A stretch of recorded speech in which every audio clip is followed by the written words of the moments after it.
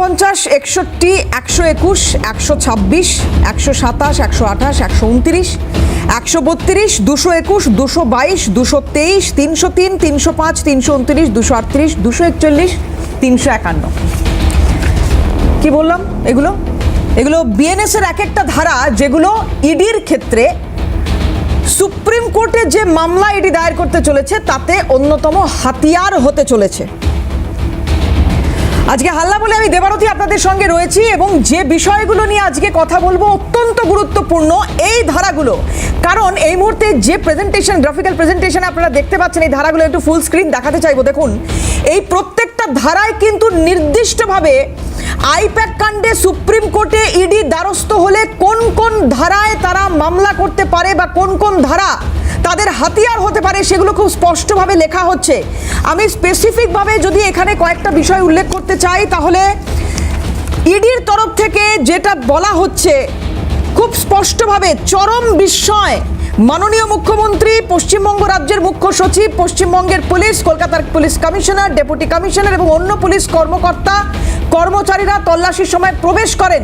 ইডির তরফ থেকে যে কথা বলা হচ্ছে, উল্লেখ আরও যেটা করা হয়েছে, তারা কেবল আবেদনকারীর কর্মকর্তাদের ভয় দেখানো এবং হুমকি দেওয়ায় সীমাবদ্ধ থাকেনি, বরং এনফোর্সমেন্ট ডিরেক্টরেটের কর্মকর্তাদের কাছ থেকে অপরাধমূলক উপাদান সম্বলিত ফাইল এবং ইলেকট্রনিক প্রমাণও ছিনিয়ে নেন।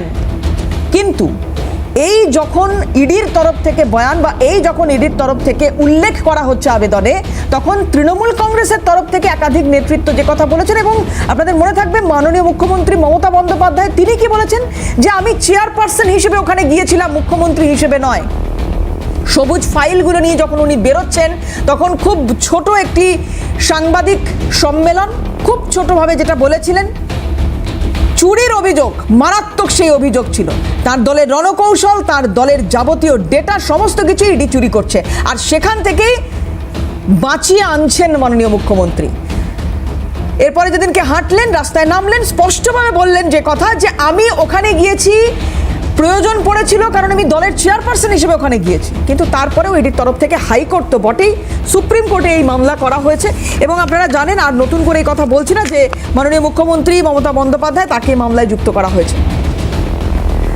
এর আগামী কি হবে, ভবিষ্যৎ কি হবে, সেটা সময় বলবে। কিন্তু একদিকে যেমন এই বিষয়টা নিয়ে কথা বলবো আজকে, পাশাপাশি এসআইআর, সেখানে আবারও মৃত্যুর অভিযোগ উঠছে। মুখ্যমন্ত্রী মমতা বন্দ্যোপাধ্যায় পঞ্চমবার তিনি চিঠি লিখেছেন জ্ঞানেশ কুমারকে, সেগুলো নিয়েও কথা হবে। তার আগে আজকে আলাপ করে আমার সঙ্গে কারা কারা রয়েছেন আলোচনার টেবিলে, বিজেপি মুখপাত্র অফেলিয়া সিনহা রয়েছেন, অফেলিয়াদিকে স্বাগত জানাই আমার অনুষ্ঠানে। আমার সঙ্গে রয়েছেন কংগ্রেস মুখপাত্র অশোক ভট্টাচার্য, অশোকদাকে স্বাগত জানাই। আমি অফেলিয়াদি আপনাকে দিয়ে শুরু করি, যে প্রথমত এই ঘটনা নজিরবিহীন ঘটনা, কিন্তু এই চুরির কথা যখন তৃণমূল নেতৃত্বের তরফ থেকে বলা হচ্ছে, আমি আপনার কাছে আসার আগে ভালো হয় যদি একটু কুণাল ঘোষের আজকের একটা রিয়াকশন রয়েছে, এই বিষয়ে একটু শুনিয়ে নিতে চাইবো।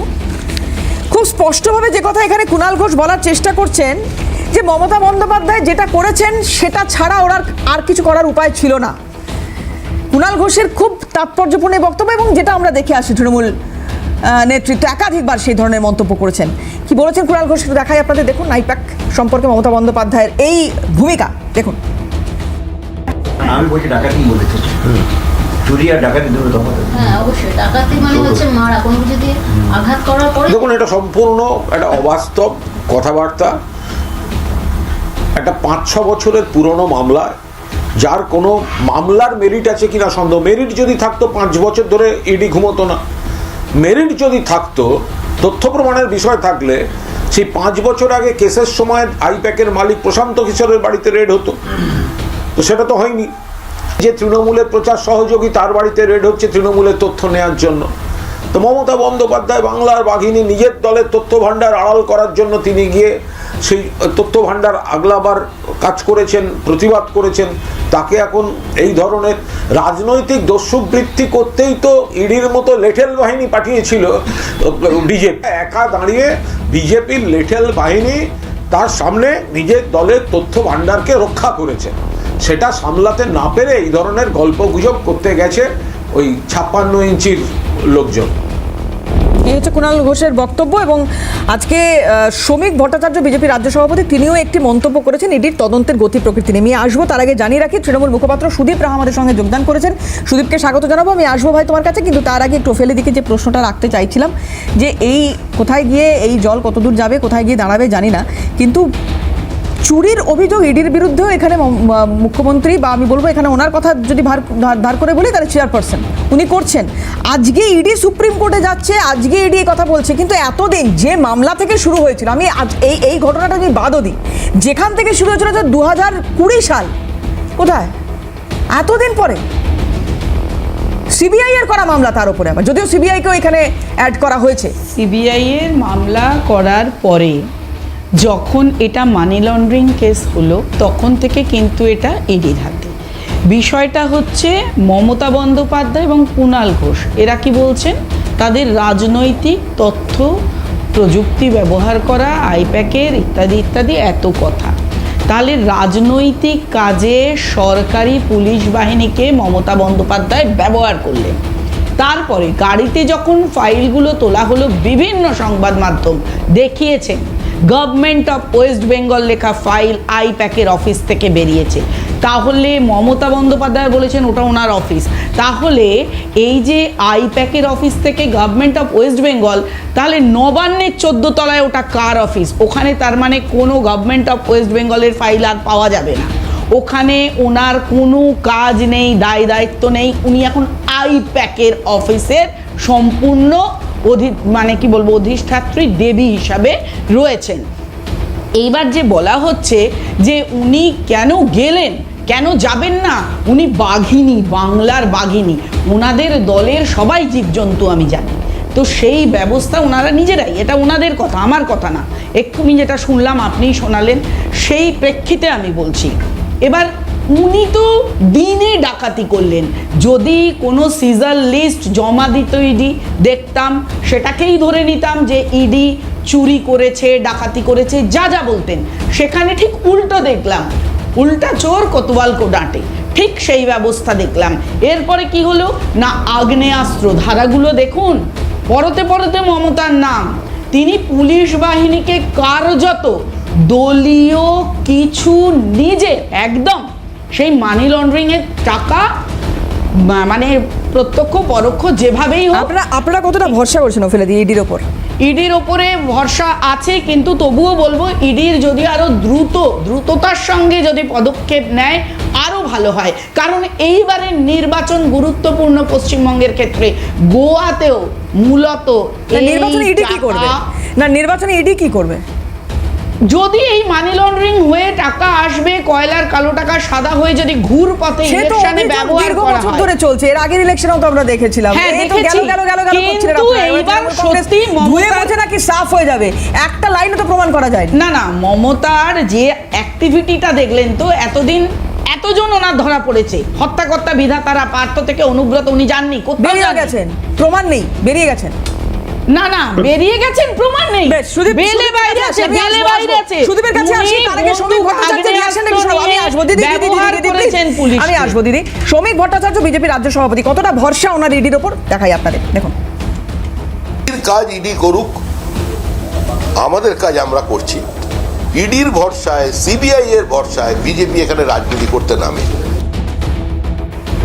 শ্রমিক ভট্টাচার্য এক্স্যাক্টলি যেটা বলেছেন আজকে, সেই বিষয়টা একটু শোনাতে চাইবো আপনাদের। পদাবলী ছিল,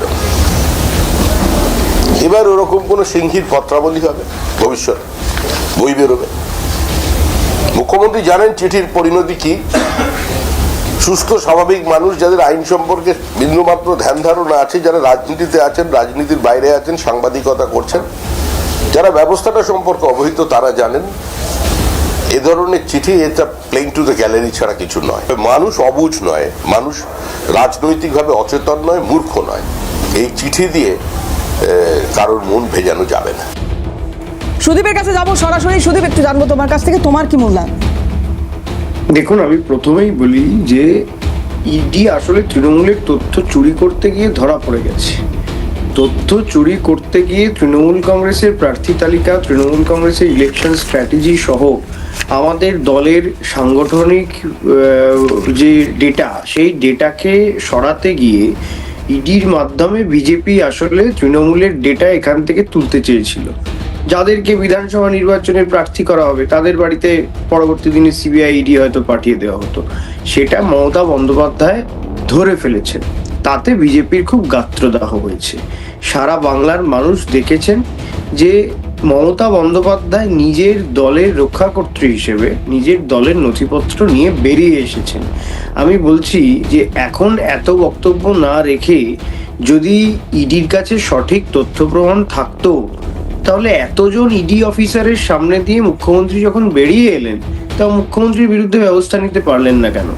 ইডি তো আর মমতা বন্দ্যোপাধ্যায়ের কথায় চলে না। ইডি যে এজেন্সি, এনফোর্সমেন্ট ডাইরেক্টরেট, সেটা অমিত শাহ দপ্তরের অধীন। তা ইডি যদি অমিত শাহর কথা না শুনে মমতা বন্দ্যোপাধ্যায়ের কথায় মমতা বন্দ্যোপাধ্যায়কে ফাইল নিয়ে চলে আসতে দেয়, তাহলে আমার তো মনে হয় অপদার্থ স্বরাষ্ট্র। ঠিক সুদীপ ঠিক এইখানেই আমি এই পয়েন্টটা একটু সামনে আনতে চাইবো, যেখানে ইডির তরফ থেকে এই আবেদনে উল্লেখ করা হয়েছে। প্রথম পয়েন্ট আমি বলছিলাম, এবার সেকেন্ড পয়েন্টটা বলছি। তারা কেবল আবেদনকারী কর্মকর্তাদের ভয় দেখানো এবং হুমকি দেওয়ায় সীমাবদ্ধ থাকেনি, বরং এনফোর্সমেন্ট ডিরেক্টরেটের কর্মকর্তাদের কাছ থেকে অপরাধমূলক উপাদান সম্বলিত ফাইল এবং ইলেকট্রনিক প্রমাণ ছিনিয়ে নেন। আমি এটাই জানতে চাইবো, ভেতরে কি হয়েছে আমরা কেউ জানি না। ইডি কি করছিল? এক্স্যাক্টলি কি করছিলেন তারা? তাহলে কেন্দ্রীয় বাহিনীর জওয়ানরা তো ছিলেন, তার তো কেন্দ্রীয় বাহিনীর জওয়ানরা ছিলেন, তিনি সেই ইডির আধিকারিকরা ছিলেন, সুরক্ষা নিয়ে ওখানে যাননি কেন? তাহলে ইডির কাছে যদি সেই গুরুত্বপূর্ণ ফাইল থাকে, ইডি একটা আইনি নোটিশ ছাড়া সেখানে চলে গেল, গিয়ে কাজটা করে বেরোতে গিয়ে ধরা পড়লো এবং মুখ্যমন্ত্রীর বিরুদ্ধে এখন এই অভিযোগ আনা হচ্ছে। দেখুন, শ্রমিক ভট্টাচার্য কি বলছেন সেটা খুব একটা গুরুত্বপূর্ণ নয় এই কারণেই, তার কারণ আমি দুদিন আগে শ্রমিক ভট্টাচার্যের একটা ইন্টারভিউ শুনছিলাম। সেখানে শ্রমিক ভট্টাচার্য বলেছেন যে মমতা বন্দ্যোপাধ্যায় কোনো প্যারাট্রুপার পলিটিশিয়ান নয়, মমতা বন্দ্যোপাধ্যায় একজন স্ট্রিট ফাইটার। আসলে এই শ্রমিক ভট্টাচার্যরা জানেন, যারা দীর্ঘদিন পুরনো দিন থেকে বাংলায় রাজনীতি করেছেন, মমতা বন্দ্যোপাধ্যায়ের জনপ্রিয়তা এবং বিশ্বাসযোগ্যতা সেটা নিয়ে কোনো প্রশ্ন ওঠে না। ওরা জানে ওরা বিজেপি কোনোভাবেই তৃণমূল কংগ্রেসকে হারাতে পারবে না। আসলে 2014 সাল, আপনি আমাকে বলুন না, 6 বছরের একটা পুরনো মামলার যদি সেই সিরিয়াসনেস থাকতো, নির্বাচনের 1.5 মাস আগে ইডি এলো কেন? 2026 জানুয়ারি মাসে ইডির মনে পড়লো 6 বছরের পুরনো মামলাকে আবার মনে করতে হবে? পলিটিক্যাল ভেন্ডেটা, রাজনৈতিক উদ্দেশ্য প্রণোদিতভাবে তৃণমূল কংগ্রেসকে মেলাইন করা এবং তৃণমূলের রাজনৈতিক কৌশল চুরি করতে গিয়ে ধরা পড়ে যাওয়া। এই প্রতিক্রিয়ায় কিছুক্ষণ আগে শ্রমিক ভট্টাচার্য যেটা দেখালাম আমরা, যে উনি স্পষ্ট বলছেন যে ইডি সিবিআই এর ভরসায় বিজেপি এখানে আসছে না বা এখানে জায়গা করতে চাইছে না। ইডি কাকে জেরা করবে এগুলো নিয়ে আমাদের কোনো উৎসাহ, কারণ ইডির তদন্তের দীর্ঘসূত্রিতা মানুষের মতো আমাদেরও বিরক্ত করে। আমরাও প্রশ্নের উত্তর দিতে দিতে ক্লান্ত, কিন্তু কিছু করারও নেই। এটা তো আর তৃণমূল সরকারের পুলিশ কিংবা সিআইডি নয়, আর এটা কেচড প্যারা সিবিআইও নয়। তারা তাদের মতো করে করবে। তবে মানুষ দেখেছে গোটা দেশের মানুষের সামনে পশ্চিমবঙ্গে একটা হাস্যকর পরিস্থিতি তৈরি হয়েছে। এই গুন্ডামির বিল, এই ভ্রষ্টাচারের বিল, সীমাহীন লোভের বিল, মানুষ সংগঠিত হবে, সংঘবদ্ধ হবে এবং তারাই একে ছুঁড়ে ফেলা যায়। কোনো আদালতের প্রয়োজন। ইডির কনভিকশন রেট, ইডির সাকসেস রেট বা যে কোনো কেন্দ্রীয় তদন্তকারী সংস্থার এই সাকসেস রেট নিয়ে বহু আলোচনা হয়েছে, কিন্তু রাজনৈতিক দলগুলো তাদের ওপর ভরসা রাখতে পারছে না। তার কি কারণ? এখন এটা নিয়ে রাজনীতি হচ্ছে নাকি সত্যি ভরসার জায়গাটা হারিয়ে যাচ্ছে? কি বলেন আমাদের গেস্টরা, একটু শোনার চেষ্টা করি। আর জানিয়ে রাখবো যে শুভজিৎ সরকার, সিপিএম নেতা, আমাদের সঙ্গে ইতিমধ্যেই যোগদান করেছেন। শুভজিৎকে স্বাগত জানাবো। আমি এই প্রশ্নটা প্রথমে একটু অশোকদার কাছে উত্তর নেবো, তারপরে শুভজিতের কাছে আসবো। শুভজিৎ, ব্যাপারটা হচ্ছে যে আমাদের পশ্চিমবঙ্গ প্রদেশ কংগ্রেসের সভাপতি শুভঙ্কর সরকার সেই দিনই একটা কথা বলেছিলেন, যেদিনকে এই নাটকটা হলো, স্রেফ বাইনারি। পশ্চিমবঙ্গে বাইনারি পলিটিক্সটাকে এস্টাবলিশ করতে হবে, আর কেউ কোথাও নেই। এক রয়েছে তৃণমূল, এক রয়েছে বিজেপি, বাদ বাকি বাংলার মানুষের রুটি রুজির সমস্যা, কর্মসংস্থানের প্রশ্ন, বেকারত্বের প্রশ্ন এবং এই মুহূর্তের সবথেকে জ্বলন্ত সমস্যা যেটা বিজেপি শাসিত ওড়িশা এবং বিজেপি শাসিত রাজ্যগুলিতে বাংলা ভাষাভাষী মানুষদের উপর প্রতিদিনের নির্যাতন, নিগ্রহ, এই নিয়ে বিজেপির মুখেও টু শব্দটি নেই। যে বিজেপি বাংলা দখল করতে স্বপ্ন দেখছে তাদের মুখে তো নেই। আর তৃণমূল রাজনৈতিক বক্তব্য ছাড়া কিছুই বলছে না। অফিসিয়ালি মুখ্যমন্ত্রী কোনো দৌত্যও চালাচ্ছেন না ওই বিজেপি শাসিত রাজ্যগুলোর মুখ্যমন্ত্রী কিংবা স্বরাষ্ট্র দপ্তরের সাথে। সুতরাং আমার কতগুলো প্রশ্ন আছে দেবারতী। প্রথম প্রশ্নটা হচ্ছে যে মুখ্যমন্ত্রী গেলেন কেন? মুখ্যমন্ত্রী গেলেন চেয়ারপারসন হিসাবে গেছেন, আজকে শুনছি, ভেরি গুড। তা মুখ্যমন্ত্রী যদি চেয়ারপারসন হিসাবে যান দলের, তাহলে মুখ্যমন্ত্রীর ব্যক্তিগত নিরাপত্তা বলয় যা যা যাওয়ার তাই যাবে। পুলিশ কমিশনার কেন সাথে গেলেন? আচ্ছা, মুখ্যমন্ত্রী যখন গেলেনই বিনা বাধায় ঢুকলেন কি করে ইডির ওই বলয়ের মধ্যে দিয়ে? ইডির সামনে থেকে ফাইল নিলেন কি করে? আর নিয়ে বেরিয়েই বাসলেন কি করে? ইডি কি ঠুটো জগন্নাথে বসেছিল না পেঁয়াজ ছুলছিল?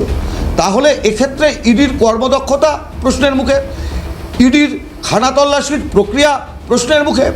3 নম্বর কথাটা হচ্ছে, আমি আসবো দিদি, আমি আসবো, আমি 3 সময় নম্বর দেবো। কথাটা হ্যাঁ। হচ্ছে যে কথাটা মানে ওই বলতে বলতে মরা বলতে বলতে রাম রাম উচ্চারণ হয়ে যায়, এটাই হচ্ছে ভাষা মানে বিজ্ঞানের একটা পদ্ধতি, জানো তো, অন্য কিছুই না, এর মধ্যে অন্য কোনো কিছু নেই। তো এই শ্রমিকদার মুখ দিয়ে আজকে বেরিয়ে গেল যে আমরা মানে বিজেপি প্রশ্নের উত্তর দিতে দিতে ক্লান্ত হয়ে গেছে। এখানে বিজেপির মুখপাত্রের ক্লান্তি হয়তো প্রকাশ পাচ্ছে না, কিন্তু শ্রমিকদা বলেই ফেলেছেন ক্লান্ত। ক্লান্তির কারণ আছে তো, নির্বাচন আসলেই ইডির তৎপরতা, নির্বাচন আসলেই সিবিআইয়ের তৎপরতা, এবং নারদার ভিডিও ইউটিউব থেকে উধাও হয়ে গেল, শুভেন্দু টাকা দিচ্ছে, উধাও। আপনি সব শুনবেন, বিজেপি প্রত্যেকটা দুর্নীতি তদন্ত কথা বলবে, নারদার কথা বলবে না। এখন প্রশ্নটা হচ্ছে ইডি আর সিবিআই ওই জগা, অপা, কেলে, পচা, হাদা এদের গ্রেপ্তার করলো। পেঁয়াজ কাটা নাট বোঝেন? পেঁয়াজ কাটা নাট একই জায়গায় ঘুরতে থাকে, একই জায়গায় ঘুরতে থাকে।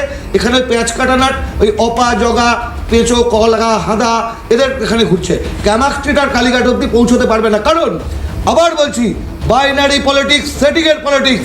এই সেটিংয়ের পলিটিক্স আসলে বাংলার মানুষের চোখ বেশ। প্রতিদিনের সমস্যাগুলি থেকে ঘুরিয়ে দেওয়ার চক্রান্ত। শুভজিৎ, আসবো শুভজিতের কাছে। শুভজিৎ, একটা খবর আমি জানি না তুমি শুনেছো কিনা, শোনা যাচ্ছে যে বিজেপির হাইকমান্ড তারা নাকি বলছে, মানে বঙ্গ বিজেপির নেতাদের এবং যারা বাইরে থেকে ওখানে প্রচারে আসছে, যে বাংলা ভাষাটা যেন বলতে গিয়ে ভুল না হয়। সেটা তো অন্য একটা পার্সপেক্টিভ। তারা বললেন না একটু আগে যে বাংলা বাঙালি হেনস্থা হচ্ছে ভিন্ন রাজ্য এবং বিশেষ করে আমার অন্য কথা বিজেপি শাসিত রাজ্যগুলোতে। বিষয় যে ইডি, সিবিআই, আইপ্যাকের অফিসে রেড এবং যা সামগ্রিক যা হয়েছে, অনেকগুলো দিক আছে। দেখো, প্রথম কথা, মানে ফুল টস বল হয় ক্রিকেটে, জানো তো, মানে যারা ব্যাটিং করতে পারে না তাদেরকে যদি ফুল টস বল দেওয়া হয় তো 6 মেরে দেয়। এবারে ইডির যে এলো আইপ্যাকের অফিসে, এই যে পুরোটা ঘটলো, এটা হচ্ছে তৃণমূলকে ফুল টস বল দেওয়া। মানে ব্যাট করতে পারো না পারো, খারাপ খেলছো, যা করছো, ফুল টস বল দিলাম, 6 মেরে উড়িয়ে দাও। এটা খুব মানে খুব পার্টিনেন্ট প্রশ্ন অশোকদা তুললো এখানে, যেটা হচ্ছে যে ইডি ওখানে নাকি রেড করতে গেছে, আইপ্যাকের অফিসে রেড হচ্ছে বা একটা প্রসিডিওর চলছে, সেখানে তো মুখ্যমন্ত্রী কেন, প্রধানমন্ত্রীও ঢোকার কথা না, ঢুকতে পারার কথা না। কারণ একটা যখন এই ধরনের ইনভেস্টিগেশন বা এই ধরনের একটা কিছু চলে, সার্চ অপারেশন চলে, তখন স্বাভাবিক একটা ইন্ডিপেন্ডেন্ট অর্গানাইজেশন এজেন্সি, তার মধ্যে থেকে রাজ্যের মুখ্যমন্ত্রী ঢুকে গেল, ফাইল নিয়ে, সবুজ রঙের ফাইল নিয়ে চলে গেল। আমি ট্রেনে করে যাচ্ছিলাম, লোকে আবার সবুজ রঙের ফাইল টাইল নিয়ে আলোচনা করছে, বলছে সবুজ রঙের ফাইল কিনলে হবে না, কিন্তু কিনলে আবার লোকজন অন্য কিছু ভাববে, যে নিয়ে পালাচ্ছি। তো এবার ব্যাপারটা হয়েছে কি, সামগ্রিকভাবে যদি দেখো, এই পুরোটা একটা নাটক, একটা নাট্যচিত্র সাজানো হয়েছে। নির্বাচনের ঠিক আগ দিয়ে, যখনই নির্বাচনের বছর হয়, 2024 হোক বা 2021 হোক বা দেখবে 2026-এর এখন নির্বাচনের একটা আবহাওয়া, শীত কাটতে কাটতে নির্বাচন হবে, তখনই ইডি, সিবিআই আসা শুরু হয়ে যায়, অমুক হয়ে যায়, তমুক হয়ে যায়। আমি তোমাকে বলছি, রাজ্যের বিজেপি নেতৃত্ব বা কর্মীরা তো নিশ্চুপ, তারা তো রাজনৈতিকভাবে সব রাজনৈতিক দল তাদের মতো লড়াই করবে, কিন্তু কেন্দ্রে যারা বিজেপি চালাচ্ছে, মানে অমিত শাহ, মোদি, এরা কোনোভাবে চায় না তৃণমূল রাজ্য থেকে চলে যাওয়া। কারণ তারা যদি চাইতো যে তৃণমূল রাজ্য থেকে চলে যাক, তাহলে এতদিনের যে দুর্নীতি, তৃণমূলের একাধিক দুর্নীতি, একবারও তুমি দেখেছো ইডি, সিবিআই বা এই ধরনের সংস্থাগুলো মমতা বন্দ্যোপাধ্যায়ের কাছে গেছে, গিয়ে মমতা বন্দ্যোপাধ্যায়কে জিজ্ঞেস করেছে, কোনো জিজ্ঞাসাবাদ করা হয়েছে, কোনো ধরনের তাকে সার্চ করা হয়েছে? তৃণমূল কংগ্রেস মানে তো মমতা বন্দ্যোপাধ্যায়, খুব সহজ। শুভেন্দু অধিকারী বলছেন 220টা সিট পাবে। আর শুভেন্দু অধিকারী তো অনেক কিছুই বলে। শুভেন্দু অধিকারী বিজেপি থাকবেন না, তৃণমূলে চলে যাবেন, এই নিয়ে সংশয় আছে। আর শুভেন্দু অধিকারী কী বলছেন, শ্রমিক ভট্টাচার্য কী বলছেন? আমি কেন বললাম শ্রমিক ভট্টাচার্যের নাম বললাম? শ্রমিক ভট্টাচার্য বিজেপির দীর্ঘদিনের নেতা। সত্যি আমার সঙ্গে রাজনৈতিক বিরোধ আছে, আমি বিজেপি রাজনীতিকে মনে করি ভিন্ন রাজনীতি, খারাপ রাজনীতি ওরা আমাদেরকে মনে করতে পারে, কিন্তু দিনের শেষে শ্রমিক ভট্টাচার্য তো বিজেপিটা করেছে। এই রাজ্যের মাটিতে বিজেপি যখন কেউ করতো না, পোস্টার উনি একটা ইন্টারভিউতে দেখছিলাম, উনি বলছেন আমাকে নিজের নামের লেখা পোস্টার সে নিজেকে মারতে হয়েছে। এমন একটা ইউটিউবে একটা ভিডিও দেখছিলাম, একটা কোনো একটা চ্যানেল বা ইয়েতে পডকাস্ট শুনে বলছি, কিন্তু এই ধরনের লোক কিন্তু এই ধরনের স্টেটমেন্ট করবেন না। কিন্তু শুভেন্দু অধিকারী তো অনেক কিছু বলে, রোহিঙ্গা 1 কোটি না 1.5 কোটি রোহিঙ্গা, ওটা রোহিঙ্গা বেরিয়েছে আমি জানি না। আসলে সমস্যাটা কোথায়, এই বিজেপি নেতারা তো হিন্দু হিন্দু করে বলে না। এই মধ্যপ্রদেশে কদিন আগে 13 জন বোধহয় মানুষ মারা গেল বিষাক্ত জলের মধ্যে সেই জায়গায় সেই বিজেপি নেতা একটা কোনো কথা বললো, সব চলে আসে। সব কথা বললো। আচ্ছা কফি দিদি, হ্যাঁ বলুন, অনেকক্ষণ ধরে হাত তুলছেন দিদি, হ্যাঁ বলুন। বলছি এই যে ঢুকে গেলেন মুখ্যমন্ত্রী, কেন ইডি আটকালো না? যতজনে থাকুক ওই অতজন পুলিশ আগ্নেয়াস্ত্র নিয়ে গেছে এবং তাদের থ্রেট করেছে, তাহলে জীবন আপনাদের স্টুডিওতে থেকে ইডির মুখপাত্র আছে? শুনে নি একটু, এখানে কি আগে একটু শুনে নি অশোক দা, পরিষ্কার জানিয়েছে একটু শুনে নি, আগে একটু শুনে নি দাদা। প্রাণ ভয় ছিল পরিষ্কার। ইডি যখন সুপ্রিম কোর্টে তাদের না, আমি তোমার জিজ্ঞেস করছি, একটু শুনে নি আগে, একটু শুনে নি, শুনে নি। মামলা তখন কিন্তু পরিষ্কার তারা জানিয়েছেন কেন কাটতে পারেননি। আর একটা কারণ হচ্ছে মুখ্যমন্ত্রী মহিলার সঙ্গে যদি টাফেলে যাওয়া হতো সঙ্গে সঙ্গে বলতো ইডির অফিসাররা হামলা করেছে, সঙ্গে সঙ্গে উনি লাইমলাইটে এসে উত্তরটা একটু নিন। হ্যাঁ বলুন। আমি আপনাদের আজকের এই বিতর্ক সভায় উপস্থিত ইডির আনঅফিশিয়াল মুখপাত্র। ইডির হয়ে আমি কখন, আমি বিজেপির হয়ে বলছি, তারা যেটা বলেছেন যে বয়ান ইডির হয়ে আমি মুখপাত্র নয়, আমি বিজেপির মুখপাত্র। ভুল প্রমাণ করার চেষ্টা করবে না। আমাদের রাজ্য সভাপতি বলে দিয়েছে আমরা সিবিআই ইডি, আমি নিজেই বলেছি এত স্লথ গতি। আমি প্রথমেই বলেছি ইডি এত স্লথ গতিতে কেন এগোবে, এটা তো আমাদের সত্যিই প্রশ্ন। সিবিআই মাঝে মধ্যে জেগে কেন উঠবে, ধারাবাহিকতা বজায় রেখে দ্রুত নিষ্পত্তি করুক। তবে আরেকটা কথা বলবো, না না না না না ওপা আপনার ওপা না না না আপনার অপার বিষয়, অপার বিষয়টা একটু বলি, বলছি পুরোটা বলছি। আপনারা বাঁধবন্দি খেলেছেন, বাঁধবন্দি খেলতে গেলে কি করতে হয়, প্রথমে একটা করে সরাতে হয়। শুনে নি একটু, শুনে নি দর্শক প্লিজ। আপনারা ওইসব বলে আর কিছু করতে পারবেন না। রাখুন মশাই, শূন্যে দোদুল্যমান হয়ে রয়েছেন, আর কিছু বলবেন না, শূন্যের হাত ধরেছেন। অবশ্য ভাগ্য ভালো আরেকজন যোগ দিয়েছে, 2 জন, ঠিক আছে। আর মূলত আপনারা শূন্য হয়ে যাবে এই রাজ্যের মাটিতে, এইটা বলতে রাজ্য সভা থেকে চলে যাচ্ছেন আপনারা।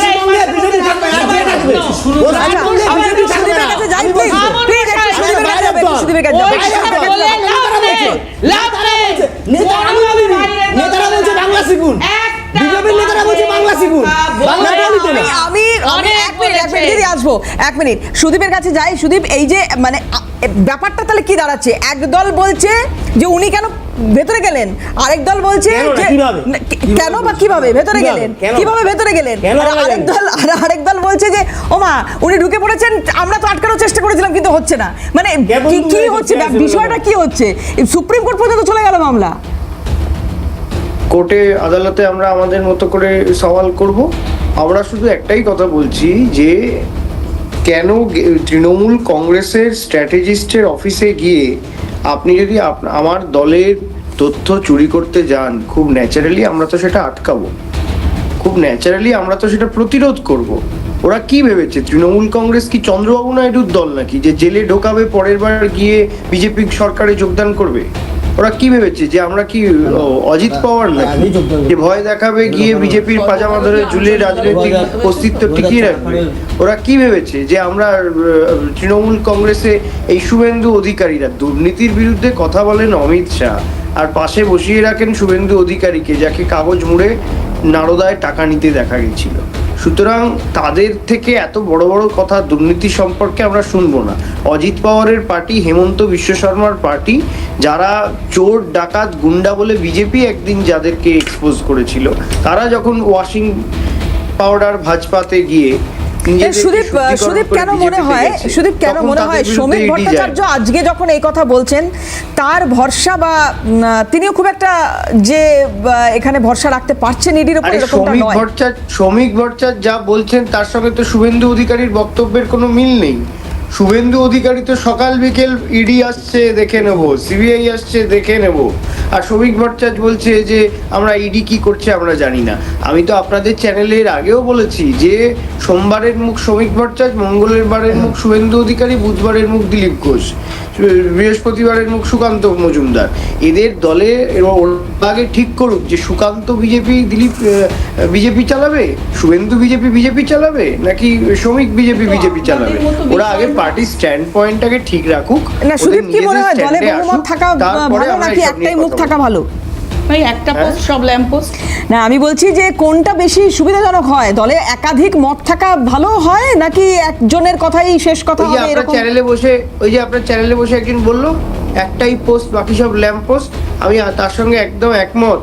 আপনার বাড়িতেও একটাই মেন সুইচ, ওই সুইচটা বন্ধ হয়ে গেলে বাড়ির আলো, ফ্যান, টিভি সব বন্ধ হয়ে যাবে। ও আপনাদের তার মানে এই দলটা শেষ হয়ে যাবে, এই আন্তর্জাতিক আঞ্চলিক দল অবশ্য সর্বভারতীয় আর বলছি না, সর্বভারতীয় আঞ্চলিক দল বলবো না ইন্টারন্যাশনাল আঞ্চলিক দল কোনটা বলে সেই আঞ্চলিক দলের কাছে যখন সেই একটা আঞ্চলিক দলকে হারাতে আপনাদের ইডি, সিবিআই, এসআইআর, এগুলো তো মমতা বন্দ্যোপাধ্যায় নিজে ভয় পাচ্ছেন, কারণ এসআইআর হলে ওনার সব ভুয়ো ভোটার গণ, মৃত ভোটার অলরেডি চলে গেছে। এখন এই ভুয়ো ভোটার যারা বহিরাগত ভোটার হয়েছে সব একেবারে নামে আসতে হবে, নামের তালিকাটা দিতে পেরেছেন? ওই তারা একটু বিরত করি। আজকে যখন সুদীপ ফেলে দিয়ে কথা তুলছেন তখন এইটা তো এখানে না উল্লেখ করলেই নয় যে আজকে পঞ্চমবার মমতা বন্দ্যোপাধ্যায় চিঠি পাঠালেন ইলেকশন কমিশনারকে উদ্দেশ্য করে। সেই বিষয়ে আমরা ডেফিনেটলি কথা বলবো, কারণ আরও একটি মৃত্যুরও অভিযোগ সামনে এসছে এবং এসআইআর আতঙ্কেই সেই মৃত্যু বলে এখনো পর্যন্ত জানা যাচ্ছে বা এখনো পর্যন্ত এইগুলো দাবি হিসেবে সামনে এসেছে। কথা বলবো ডেফিনেটলি এটা নিয়ে।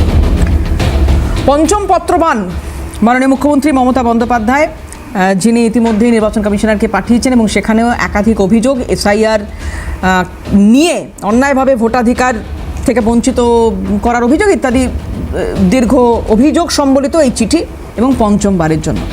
এই চিঠির পরে বেশ কিছু রিয়াকশন এসছে আমাদের কাছে, কিন্তু শ্রমিক ভট্টাচার্য বিজেপি রাজ্য সভাপতি কি বলেছেন দেখুন।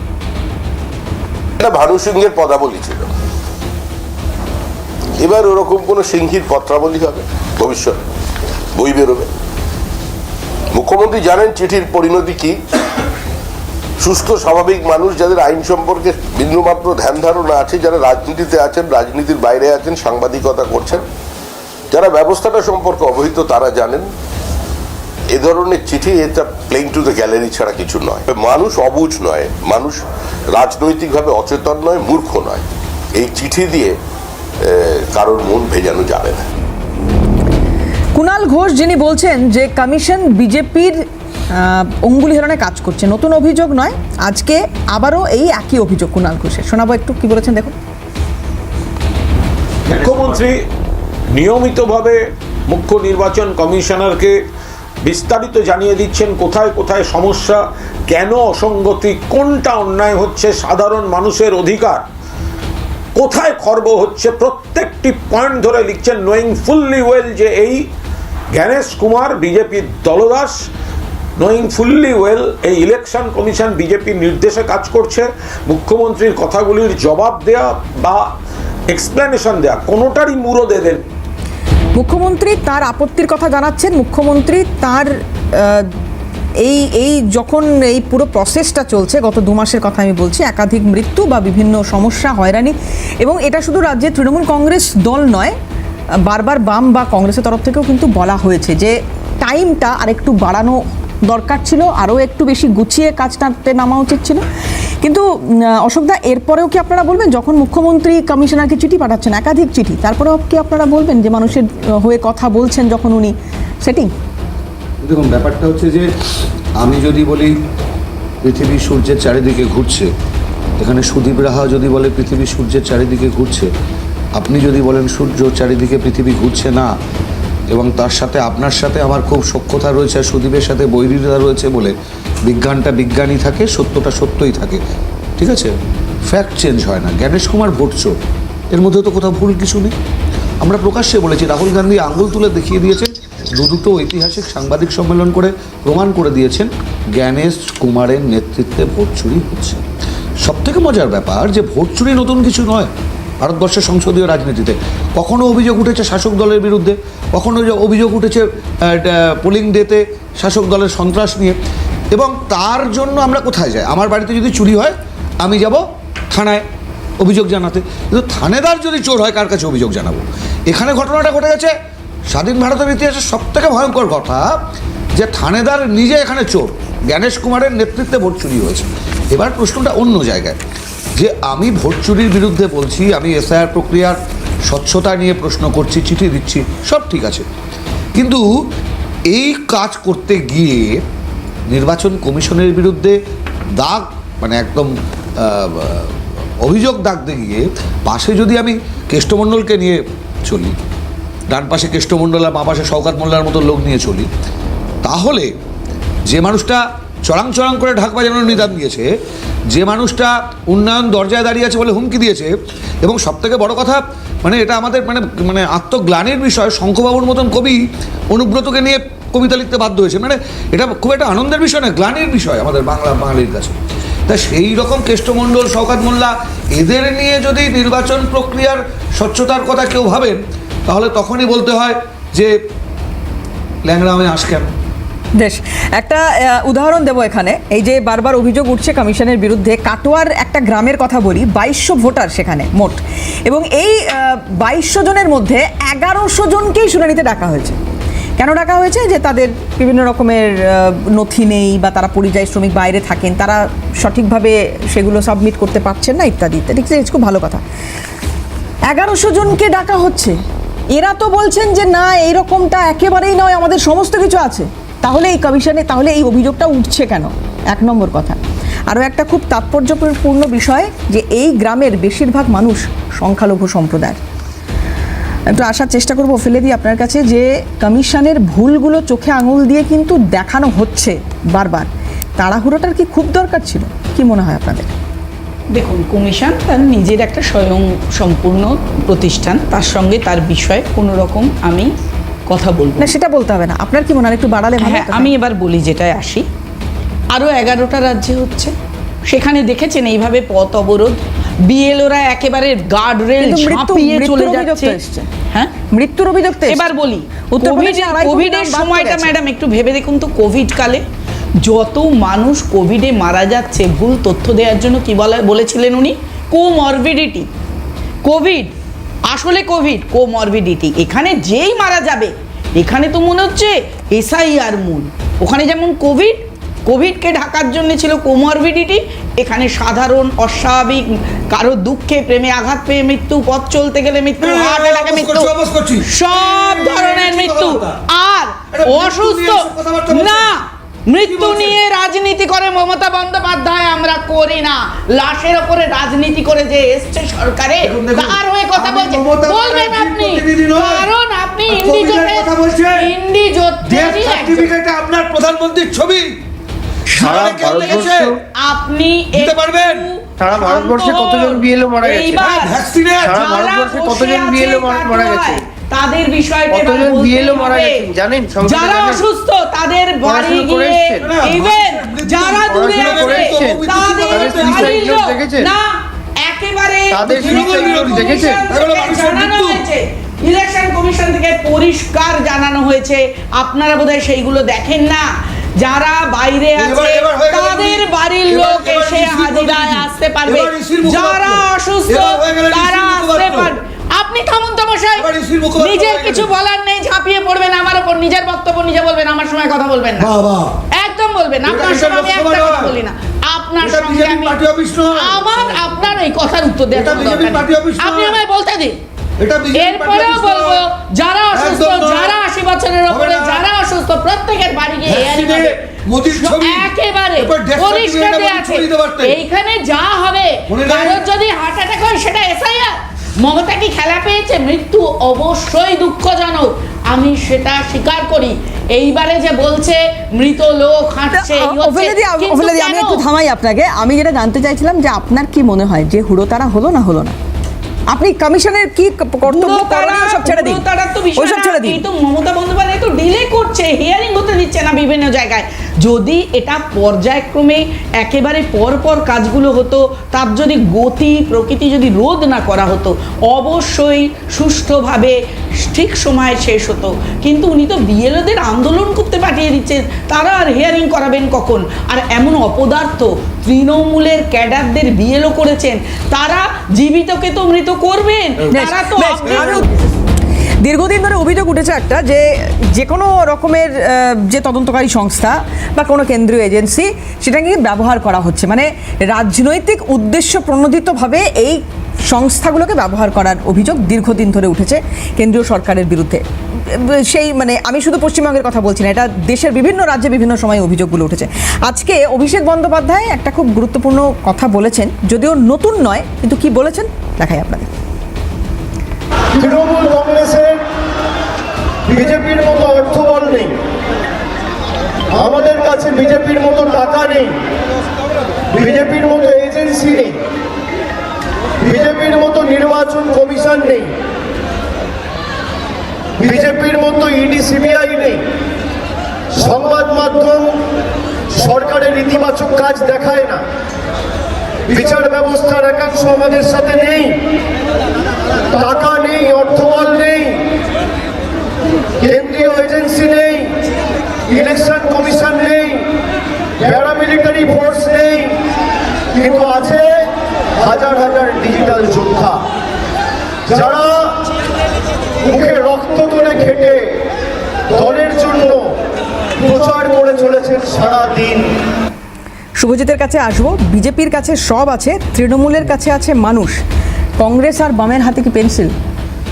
বিজেপির মতো হয়তো এত সংস্থা তৃণমূলের কাছে নেই, কিন্তু তৃণমূলের কাছে বিজেপির মতো একটা বন্ধু আছে, এবং এমনই একটা দল আছে যে দলটা বিজেপিকে মানে তৃণমূলকে জন্মানোর সময় অনুমোদন দিয়েছিল, বা এই যে সিজার রুমে থাকার মতো কথা শ্রমিক ভট্টাচার্যের কথা বলছিলেন কদিন আগে একটা ভিডিওতে দেখছিলাম। তো এখন যার কাছে খোদ বিজেপি আছে তার তো আর বিজেপি দরকার পড়ে না, তাই না?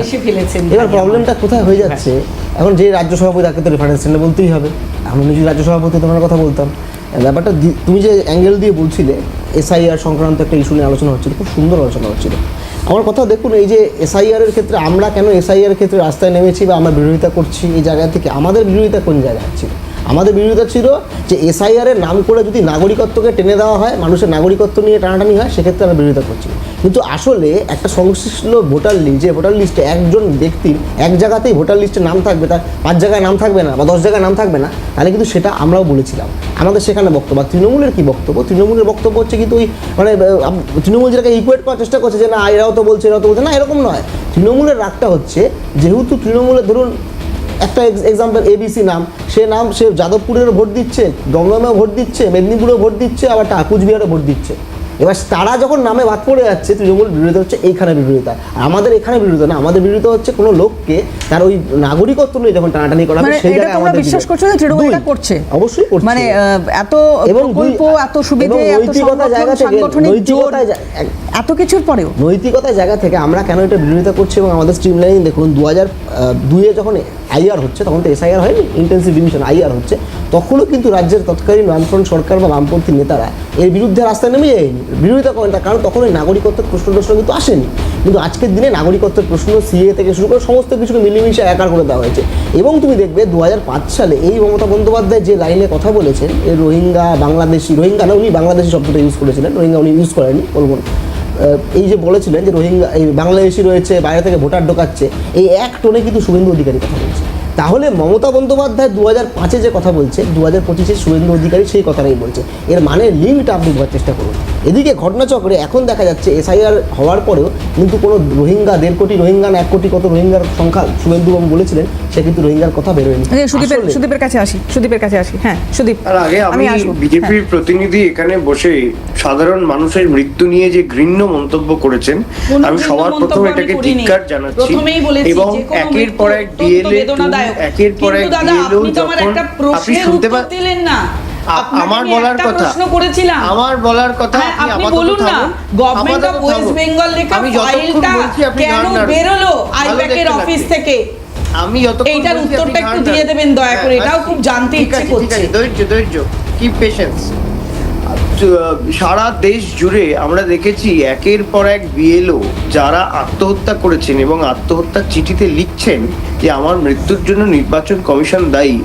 যে সন্তান তার মাকে হারালো, যে দাদা তার বোনকে হারালো বা পিতাকে হারালো, তাদের মৃত্যু নিয়ে কার্যত হাসি ঠাট্টা করা এবং সেটাকে অস্বীকার করা, অভয়ার মৃত্যু নিয়ে যেখানে আপনারা কি আমরা করেছিলেন? দায়টা দিচ্ছি মোমবাতি মিছিল নির্বাচন করেছিলেন? কমিশনার, অভয়া মায়ের কোল ছেড়ে যায়নি? জ্ঞানেশ কুমারের অভয়ার উপরে। বেলায় কি মোমবাতির আপনি দোকান ধৈর্য বন্ধ ধরুন, হয়ে আপনি গেছিল? বলবার সময় আমি বলিনি, ধৈর্য ধরুন।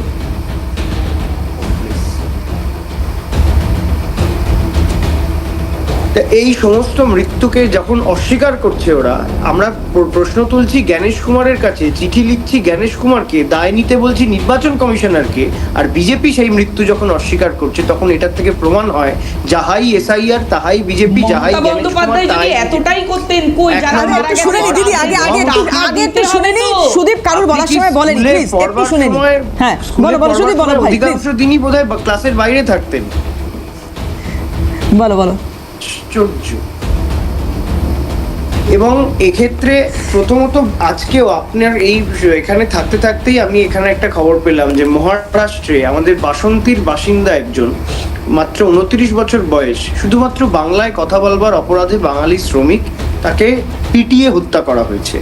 বিজেপি নেতাদের গার্ডস আছে যে মহারাষ্ট্রের এই ঘটনার নিন্দা করবার? আমাদের দুর্ভাগ্য যে যারা বাংলায় বসে দিল্লির জমিদারদের পাজামা ধরে ঝুলে রাজনীতি করছেন, বিজেপির দালালি করছেন, তারা একের পর এক বাঙালির প্রাণ যাচ্ছে বিজেপি শাসিত রাজ্যগুলোতে। একজন বিজেপি নেতাকে দেখিনি সেই পরিবারগুলোর পাশে দাঁড়াতে, অ্যাটলিস্ট কন্ডোলেন্স পর্যন্ত করতে। এটার থেকে প্রমাণ হয় বিজেপি কত বড় বাংলা বিরোধী দল।